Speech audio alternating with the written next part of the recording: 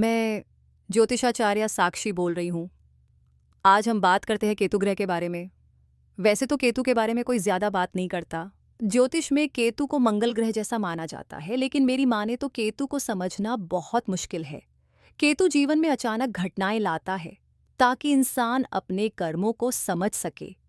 यह ग्रह बताता है कि आपने पिछले जन्म में क्या सीखा और अब किस मोह से बाहर निकलना है। राहु किसी चीज का मोह है तो केतु उसी चीज का त्याग है। राहु अगर किसी चीज का मोह रख के हासिल कर ने के प्रति कार्यरत होता है, लेकिन केतु हम जिस चीज व्यक्ति के प्रति मोह रखते हैं, केतु उसे त्यागने को कहता है। हम जितना मोह करते हैं उससे कहीं अधिक केतु हमें उस चीज से दूर करता है। सरल भाषा में कहूँ तो केतु की दशा में या प्रभाव में होने पर हमें जिस चीज से मोह होता है, केतु हमें उसी चीज से दूर कर देता है। मैंने देखा है कि केतु की दशा में बहुत से जातकों ने अपने सबसे प्रिय माता पिता पति तथा सबसे नजदीकी लोगों को खोया है। इसलिए केतु से डरिए मत।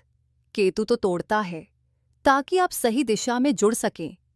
अगर कुंडली में केतु अशुभ हो तो जीवन में भ्रम, अकेलापन, अचानक नुकसान, मानसिक बेचैनी बढ़ती है।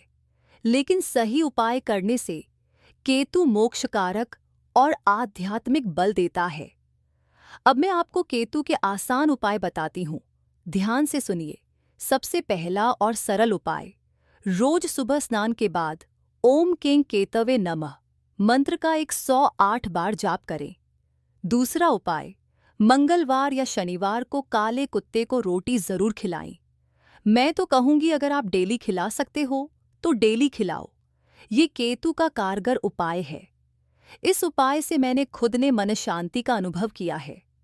तीसरा और सरल उपाय, रोज या बुधवार के दिन श्री गणेश जी की पूजा करें, क्योंकि केतु पर गणेश जी की विशेष कृपा रहती है।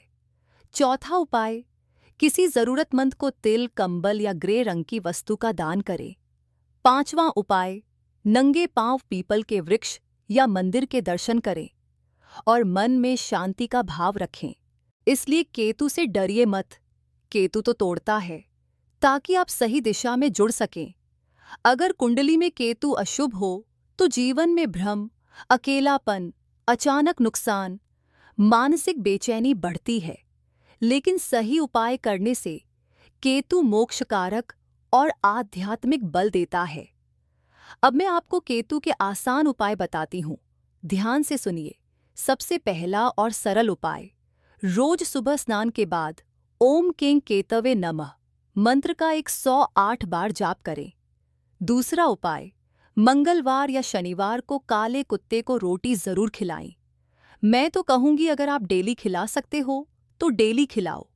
ये केतु का कारगर उपाय है। इस उपाय से मैंने खुद ने मन शांति का अनुभव किया है। तीसरा और सरल उपाय, रोज या बुधवार के दिन श्री गणेश जी की पूजा करें, क्योंकि केतु पर गणेश जी की विशेष कृपा रहती है। चौथा उपाय, किसी जरूरतमंद को तिल, कंबल या ग्रे रंग की वस्तु का दान करें।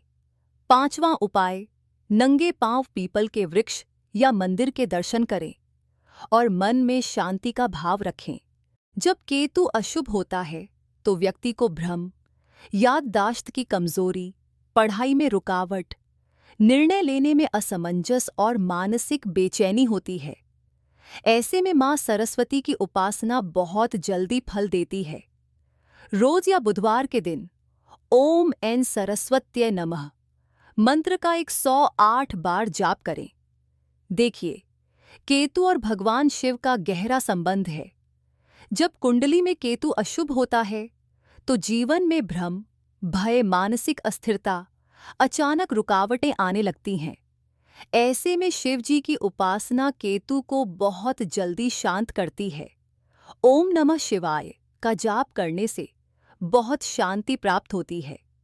एक बात हमेशा याद रखिए, केतु ग्रह सच्चाई, संयम और आध्यात्मिकता से जल्दी प्रसन्न होते हैं। झूठ, छल और गलत संगति से दूर रहना बहुत जरूरी है।